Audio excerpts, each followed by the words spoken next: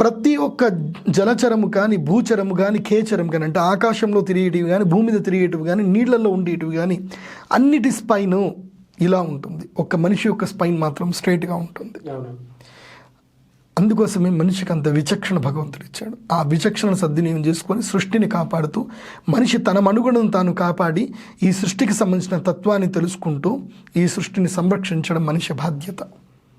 అలా జరగనప్పుడు ఏం జరుగుతుంది అంటే ప్రకృతి కమాండింగ్ తీసుకుంటుంది. పంచభూతాల ద్వారా ప్రకృతి కమాండ్ తీసుకుంటుంది. ఈ సృష్టిలో 3 తత్వాలు ఉంటాయి. ఒకటి సమస్తమైనటువంటి ప్రాణిజీవులు, రెండవది సమస్తమైనటువంటి మనుష్య జంతువులు, మూడవది ఈ ఇద్దరికి కూడా అనుసంధానపరిచేటువంటి పంచభూతాలు.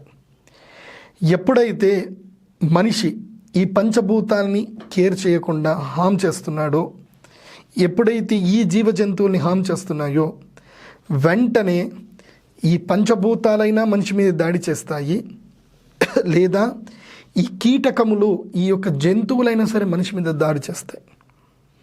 ఇది జ్యోతిష్ శాస్త్ర ప్రకారంగా ఇది భవిష్యత్తు మొదలై చూసి చెప్పబడింది, భవిష్య పురాణంలో చెప్పబడింది.